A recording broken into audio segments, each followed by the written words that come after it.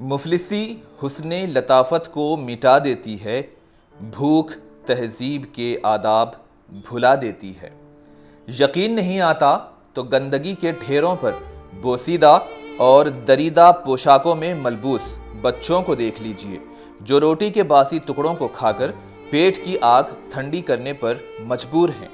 Fit پاتھوں، چوراہوں، گلیوں، حتیٰ کہ پارکوں میں یتامت و مسکنت کی زندہ تصاویر کو دیکھ کر اس خالق دو جہان کا شکر بجا لائیے، جنہوں نے آپ کو اس لائق بنایا ہے کہ آپ ان جیسوں کی بھوک مٹانے اور حلق کو تر کرنے کا ذریعہ بنے۔ قریباً 1.5 سال کے عرصے سے ہم انہی کاوشوں میں مصروف عمل ہیں اور تھیلیسیمیا کے مرض میں مبتلا معصوم بچوں اور ان کے ساتھ رہنے والے سرپرستوں اور اٹینڈرز کو پیٹ بھر کھانا کھلاتے ہیں، اور اس کا ویڈیو یا منظر کشی کرتے ہوئے آپ تک اس لیے پہنچاتے ہیں کہ معاشرے میں ایسے سماجی کام کا مزید پھیلاؤ ہو سکے، نہ کہ تدارک۔ ابو ایمل نے بھی اسی طرح کے ویڈیوز کو دیکھتے ہوئے اس کار خیر میں اپنا قدم آگے بڑھایا۔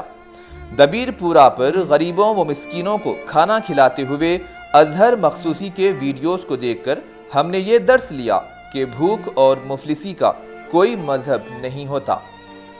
اور ہیومینٹی فرسٹ کے چیئرمین ڈاکٹر شجاعت جو نیلوفر اسپتال کے پاس کھانے کا انتظام کرتے ہیں، اس کو دیکھ کر ہم نے ان کی تقلید کی اور اس طرح کھانا کھلانے کا کام شروع کیا۔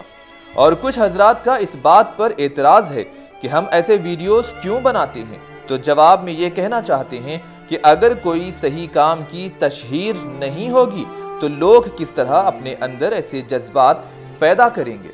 اس طرح کے ویڈیوز نشر کرنے کا مقصد آج کے دور میں انسان کے اندر قرب وفات انسانیت کو جھنجھوڑنا ہے اور انہیں بھی اس بات کا درس دینا ہے کہ اٹھو اے معاشرے کے حساس رہنماؤ، آگے بڑھو، اس طرح خیر کے کاموں میں حصے دار بنو۔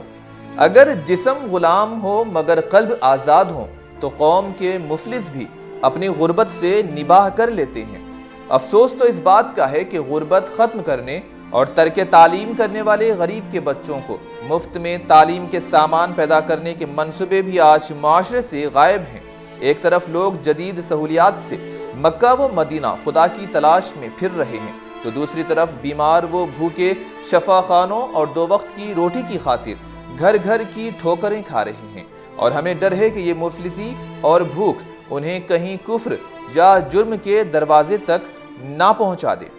میں ایک تہذیب یافتہ قوم کا حصہ ہوں، میں تعلیم کے زیور سے آراستہ لوگوں کے ہجوم میں شامل ہوں، لیکن دوستو، جب میں اپنے آپ کو تعلیم یافتہ، تہذیب یافتہ کہتا ہوں تو میں اپنے قوم، ملک اور معاشرے میں نظریں دوڑاتا ہوں تو میری تعلیم اور میری تہذیب ایک مقام پر جا کر مجھے بکھرتی نظر آتی ہے، اور اس مقام کا نام مفلسی اور بھوک ہے۔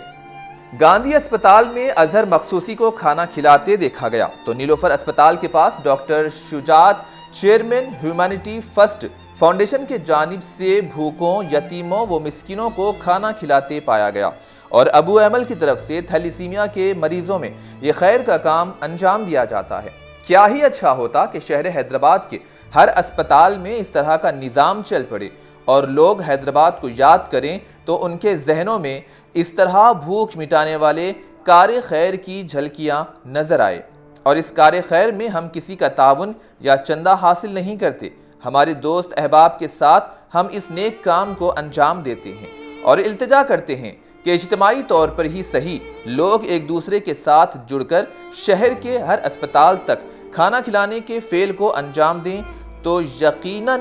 مفلسی کا جڑ سے خاتمہ ہو سکتا ہے۔ ہر بات کا منفی پہلو نہیں، کچھ خیالات کا مثبت پہلو بھی ہوتا ہے، اور ہمارا اشارہ بھی یہی ہے کہ منفی سوچ کی